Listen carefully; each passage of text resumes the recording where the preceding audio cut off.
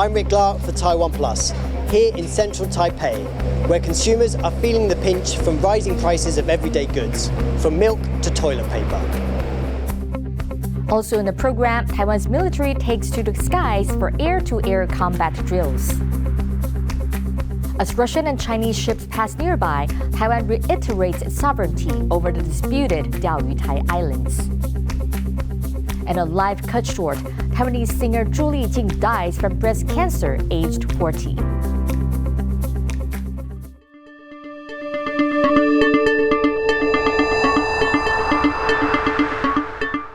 A warm welcome to TaiwanPlus News. I'm Betty Chen. Taiwan's consumer price index is expected to rise by more than 3% this month. A major milk brand is the latest company to announce a price hike. Rick Glauert reports on how people in the capital are coping with the soaring cost of living. On the streets of Taiwan's capital, Taipei, consumers are growing disgruntled. 就是现在台湾物价什么都在涨，像是就是很需要的鸡蛋啊。以前哦，1000块去买东西哦，1个礼拜的生活费的菜钱，现在1000块去哦，2天就没有了。有涨啊，但薪水没涨啊。Among the most recent price hikes, Taiwan's most popular milk brand has said it will be adding at least 2 yuan or 60 US cents onto the price of their products. Which means a morning cup of coffee is going to set back consumers more than usual. 因为成本太高了，所以我们只能反映在售价上面。 Experts have warned a hike in energy prices for industry implemented this month is also likely to drive up everyday prices. Consumers around the world are feeling the pinch. A boom in consumption after 2 years of pandemic restrictions and the war in Ukraine affecting supply chains has pushed up the price of fuel and food worldwide. Here in Taiwan, the consumer price index has increased by 3% for more than 4 months. And experts say prices are going to continue to rise. With food inflation hitting close to 7%, Taiwan's government last month launched a zero hunger project, selling subsidized meals to struggling citizens. But local authorities say they expect the cost of international oil to go down in the second half of the year, which should ease spiraling expenses. 相较于去年的一个 CPI 的一个基期，以及目前国际原物料价格的一个走势来看的话，6月会是最高，7、8、9月呢会慢慢的往下，但是这个速度不会很快，大概11月左右呢会有机会呢来到这个央行设定的这个2.0% 以下。But until then, all Taiwanese can do is tighten their purse strings. Chris Ma, Ken Ning, and Rick Glauert for TaiwanPlus. Well, it's not just Taiwan feeling the effects of rising prices. South Korea's inflation has hit its fastest pace in over 20 years.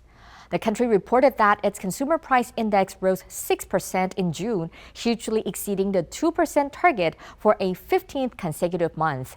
Utility costs throughout South Korea rose over 5%, while foods and beverages also saw more than a 6% hike. The country's central bank is expected to raise interest rates to subdue the spiraling inflation, which is largely due to the pandemic. A Russian and a Chinese warship approached the disputed Diaoyutai Islands on Monday. Taiwan claims the uninhabited islands, as do China and Japan. Japan refers to the island chain as the Senkaku Islands. On Tuesday, Taiwan's foreign ministry reiterated Taiwan's sovereignty over the islands and the country's determination to defend its territory. The ministry also said Taiwan is committed to resolving the issue of the island sovereignty in a peaceful way. Taiwan has begun 3 days of live-fire exercises in the southern county of Pingtung. The annual military drills, dubbed Mighty Eagle, focus on using helicopters to shoot targets in the air and sea. Taiwan's Army and Special Forces will deploy a range of attack and anti-submarine helicopters to test combat readiness and practice using precision weapon systems. Military officials say all the country's helicopter models will be used in the exercises. 这一周陆航的空用武器包含了响尾蛇、刺针跟地狱火等飞弹，将陆军现役的精准弹药实施全面性的训练成果总验收，对于提升战力有非常大的帮助。40-year-old Taiwanese pop singer Chocolatier has died after a 2-year battle with breast cancer.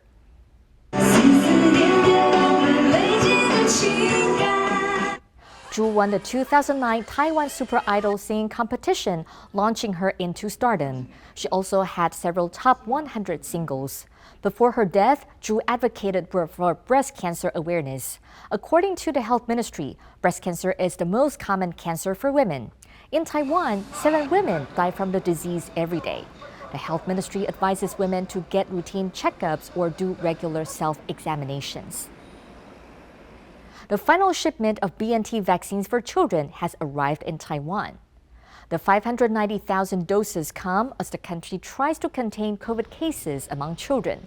Taiwan's Epidemic Task Force reported the death of a 1-year-old girl on Monday, bringing the total number of child COVID fatalities to 21.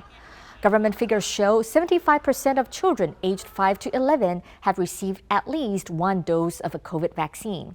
With summer vacation starting, health officials are urging people to get vaccinated. Officials say Taiwan's borders will remain closed to non-residents for now. 目前还是暂时维持总量是2.5万1周的一个管制，因为这个全球的疫情近期其实是有回升的，我国境外一路的案件也是持续的验出这2个变异株哈。 And over in Switzerland, a Ukraine recovery conference is underway. The war-torn country's prime minister has told the gathering Ukraine will need $750 billion to rebuild following Russia's invasion. And Dennis Jianhua says Moscow should foot the bill using the confiscated assets of Russian oligarchs. Ukraine's President Volodymyr Zelensky addressed the conference by video. He says rebuilding his country is not just about cost, but values. Тому ця війна не просто наша, не просто локальна десь на сході Європи. Ні, це напад Росії на все, що є цінністю для нас з вами. Тому і відбудова України – це не локальний проєкт, не проєкт одного народу, а спільне завдання усього демократичного світу, всіх країн, безумовно, всіх країн, які можуть сказати про себе «ми цивілізовані». To find out more about continuing efforts to support Ukraine here in Taiwan, our reporter James Chater spoke with Alex Komenko. He's with the independent group Taiwan Stands with Ukraine. Alex led near daily protests outside the Moscow trade office in central Taipei for the first 100 days of Russia's invasion.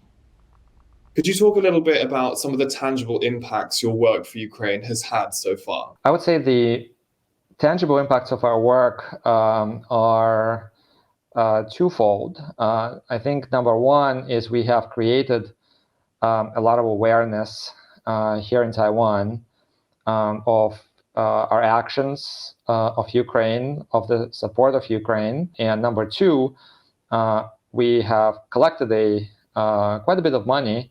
Our organization, I think, has passed definitely north of 500,000 NT at this point of the money we've collected through various fundraising causes. One thing we've done is we helped a small factory in the west of Ukraine buy high-grade sewing machines that they're using to produce uniforms and protective gear for territorial defense forces. We also worked with somebody in the Mariupol area.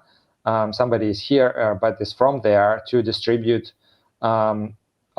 altogether, I think more than 1 million NT in aid to families fleeing Mariupol, to refugees, in small grants, about 3,000 NT per family. Why have some Ukrainian activists in Taiwan decided to work outside of the official government platforms in sending donations to Ukraine? Early on, when the Ministry of Foreign Affairs had a very successful fundraising drive, they have earmarked a lot of that money for refugee organizations in Europe, working through the partner governments that Taiwan has already had relationships with, which I think was the best they could have done at the moment on short notice. But for us, for Ukrainians here, I think we really wanted the aid to flow to Ukraine directly, because that's where people are in the most need and need the most help. So we both worked with the Ministry of Foreign Affairs to actually help them find ways to deliver some of their aid directly to Ukraine, and also started working on a lot of our own efforts through the Taiwan Stands with Ukraine organization and through some personal projects that Ukrainians in Taiwan have been working on to really find ways to send help directly to Ukraine, to smaller organizations on the ground that we know through our community and we trust. Are you concerned at all that attention fatigue toward the war in Ukraine is setting in? And if so, how do you plan on combating this? Absolutely, and it's absolutely exhausting. What we plan to do is we plan to continue protesting and putting on events to keep Ukraine in the news, generate as much social media and press here in Taiwan as possible to make sure that people just have the news coming from Ukraine and they know that the war is still going on and the help is still needed. Coming up, high mountain tea and millet roe, we meet a Taiwanese chocolatier with an eye for unusual flavors.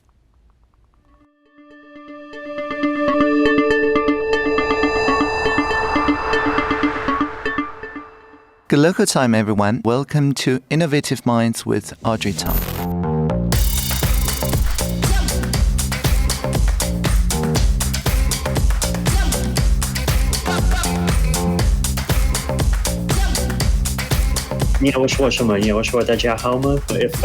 If someone's willing to spend $40 billion to buy Twitter, then that's not going to happen unless he has some very detailed ideas for how he thinks Twitter could be made better. I think the war in Ukraine was definitely a watershed moment for the crypto space in a lot of ways, right? Because the amount of funding that was sent to the both the Ukrainian government and to charities supporting refugees and humanitarian causes, it was large. Like, these are more money than was provided by even some fairly significant nation states. Whatever crypto is going to be, crypto is not going to be nothing. Taiwan doesn't feel like it tries very hard to be impressive. It just kind of tries to be itself. And I think there's something very beautiful about that. I'm Vitalik. See you on TaiwanPlus. I'm Audrey Tang. See you on TaiwanPlus. See you on TaiwanPlus. Yay! Thank you. Speaking like a real radio personality.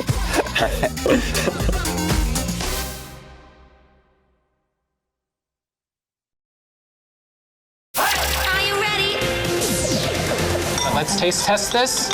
Okay. Cheers. Cheers. Have you ever had frog? Why did you tell me it was frog? I'm sorry, Mommy, if you're watching this. Duck tongue, have you had these before? I don't think so. Tonight might be your lucky night. Okay, today might be your lucky day. Jason's Table, Shocked and Surprised, is on TaiwanPlus.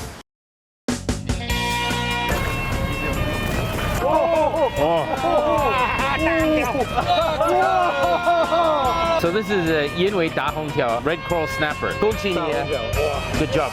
Good job. If you are in Green Island, you have to come diving here. It is amazing. We're going to go see the oldest coral in the world, over 1,400 years old.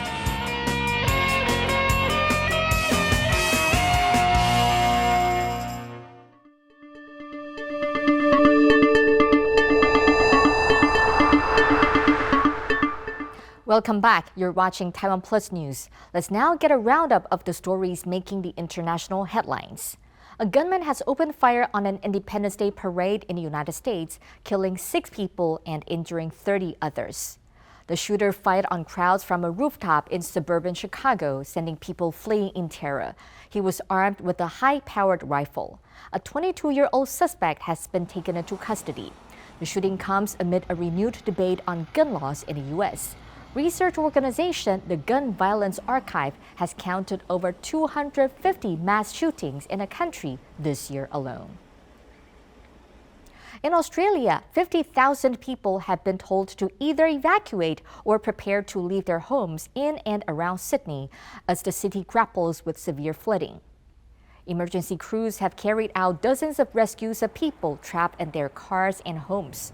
Days of torrential rain have caused dams to overflow and waterways to break their banks. It is the 4th flood emergency in 60 months in parts of the city, and more wild weather is expected. Canadian-Chinese billionaire Xiao Jianhua has gone on trial in China 5 years after disappearing from a luxury hotel in Hong Kong. Xiao was one of China's richest men when he was taken from Hong Kong's Four Seasons Hotel and brought to mainland China, allegedly by state security agents. The case sparked outrage in the city as it tried to defend its judicial independence from Beijing's tightening grasp. Chinese authorities have not disclosed the charges against Xiao, but have been dismantling his business empire. The case is widely seen as part of President Xi Jinping's decade-long crackdown on corruption. For more on this case, Reinhold Kilpatrick spoke with Hong Kong legal expert Kevin Yan. What was the reaction of the legal sector in Hong Kong when this case first came to light in 2017? This case happened in the context of a similar high-profile case of abduction to the mainland with a bunch of booksellers selling what were considered subversive books. There were also reports at around that time of a number of Hong Kong businessmen having been abducted back to Guangdong province to face judicial processes and the like. So when we saw what was happening to Xiao Jianhua, there were a lot of, oh no, not again. But at the same time, can we say that we were entirely surprised? We probably were not. Xiao Jianhua was abducted 2 years before the proposed extradition law that brought millions of protesters to the streets, 3 years before the national security law, which has effectively broken down these treasured firewalls between the mainland and Hong Kong judicial systems. So how would you place it in the context of this wider process? What we are seeing right now with the national security law and the breaking down of the firewall between mainland and Hong Kong legal systems, it's at the moment used more for dissidents and people they consider to be non-politically compliant.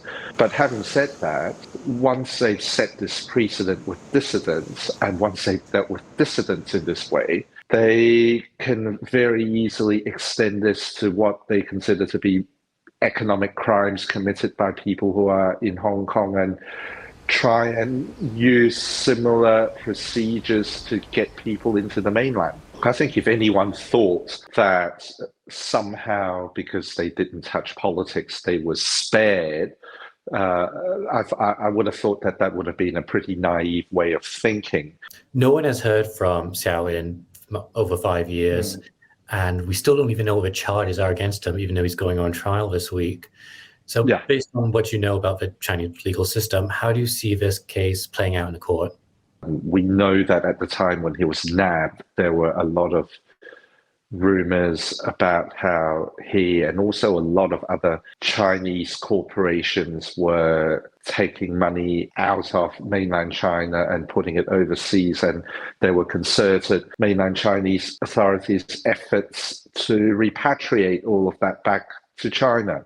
So we know that they probably wouldn't have put Xiao on trial unless some sort of a deal had been agreed or coerced out of him.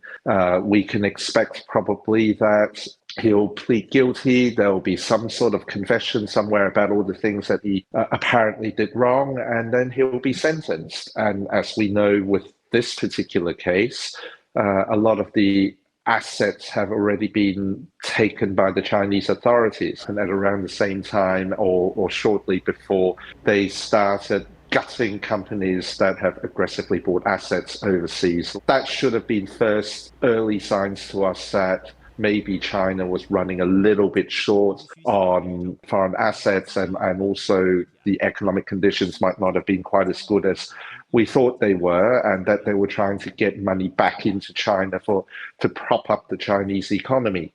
So that would probably be part of the deal as well. Activists are urging Singapore's government to suspend the execution of a convicted Malaysian drug trafficker. Halt Singh was convicted in 2016 of smuggling heroin and is scheduled to be hanged on Thursday.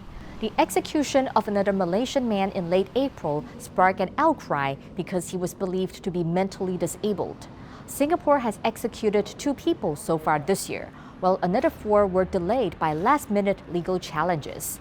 Activists say Singapore's death penalty has not stopped drug trafficking and organized crime. Mullet roe may not seem like an obvious flavoring for chocolate, but Taiwanese chocolatier Yang Fengshu is not afraid to break the mold. We caught up with Yang to find out about his life and what inspired him to climb to the top of his profession.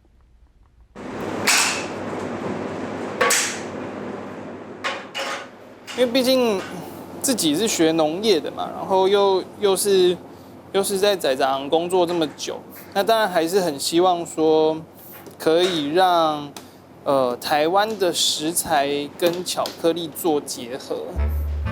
The first ingredient today is Taiwanese tea leaves. It takes a lot of time to try them all because it takes at least 36 hours for just one test. This has been grinding for about 18 hours. 这个是2号的碧螺春，就是我们之前已经先做过一支碧螺春了，但这个是不同的茶园。The proportions need to be modified because it's from another tea garden. Fortunately, Yang Fengshu is patient enough to do this over and over again. He integrates Taiwanese ingredients with chocolates, working hard to find the right taste. The sorghum wine-soaked mullet roe can go with pears, apples, and white radish. He tested at least 5 types and finally chose cocoa from Guatemala. Yang only uses the right ingredients to integrate. Yang is all about trying new things. His college major was horticulture. 那时候是因为看到那个谢宗道老师站长谢站长，他那时候有写了一本叫做《巧克力的千年传奇》。那时候就发现说，哇，原来巧克力有好多很有趣的东西，所以是那个时候开始的。Perhaps a science brain better understands why chocolate can be fascinating.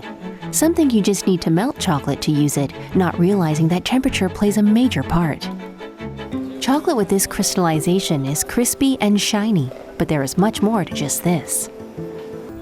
Just like how we go through different stages in life. 我其实有一段时间不太知道说自己到底想要什么啦。This uncertainty lasted from choosing his college major to working at Academica Sinica. So Yang then traveled to Haiti. 那我去的时候刚好是海地刚经过大地震，对，在前几年有一个很大的地震。那因为那时候他们整个都还没有恢复，所以你会看到机场的围墙外面，就是铁丝网围墙外面，你会看到就当地人他们的手伸在那边，然后开始就是跟你挥手啊，然后大喊啊，当然也听不懂他们到底在讲什么。可是那个感觉是，就是你真的第一次。电视上面播的那种第三世界的画面是在自己的眼睛前面活生生的上演。Wanting to study at the dessert school, he worked for the overseas agricultural team to quickly save up for tuition. Overcoming many barriers, he completed the 3-year horticultural project. 我还是选择我自己走的路啦。那其实我是很感激我妈，就是她愿意，就是说不是每个家长都愿意这样让自己的小孩走自己的路。对。其实是有经过一段His mother's determination was challenged again with his new life plan upon returning to Taiwan. Yang is meeting chefs to develop recipes with jam to cook at home. Chef Xu Juting chose Murcot to match seafood. Chef Long, a former Michelin star restaurant chef, designed brioche with ricotta cheese combined with rose, jasmine, passion fruit, and mango. Everyone can make this at home. This jam brand is also an old friend of our show. Yang later joined them as an entry-level apprentice. It turned out he didn't go abroad to study dessert making as originally planned. Yang really pushed himself hard, not only learning to make jam, he also found 2 other apprentice jobs, one shift starting at 7 a.m., the other at 7 p.m. He was exhausted. 3个工作环境，我还是会觉得说自己过得很好，对，因为我会觉得，即便我在海地那样的艰困环境都能过了，我没道理在台湾什么事情做不到。Experiences become expertise. Now, Yang is not only a jam chef, his expertise in chocolates is globally recognized. The 2018 chocolate competition was Yang's first international competition. 大概半夜已经到10点11点了，我想说都没有消息，那我那时候想说算了，那我就准备睡觉了。因为后来躺到床上大概半个小时，我就手机就响了，他说你得奖了，什么？为什么是这个时间点？而且我那时候吓到，然后赶快就打电话问他。那时候一次出来就哇，有3行，就是我们家的，真的很开心。然后马上睡不着觉，就赶快起来发感谢文啊，谢谢大家。3 lines means burdock chocolate and the peepah syrup chocolate. These two continue to win global competitions. The sweet and salty mullet road chocolates are also popular. 我不会说自己是幸运啦，我觉得我幸运的是我有很好的团队，还有刚好你看也有朋友给我们这么好的原物料，我们才有办法做出这些好东西。对，但其实我们是真的有经过很多努力尝试，才有办法有这样子的成果。He needs to work hard with friends bringing him good ingredients. Savoring the taste doesn't require a kettle. Bringing out the original taste is just like compiling a dictionary. The process must be exact to bring out the authentic, perfect taste. Yang can also fix the machines now, exceeding his initial expectations. Thanks for watching TaiwanPlus News. I'm Betty Chen. Finally, we leave you with images of the Lawn Mower World Championships 2022 in Southeast England. For more stories from Taiwan and around the world, please download the TaiwanPlus app. Stay safe and see you next time.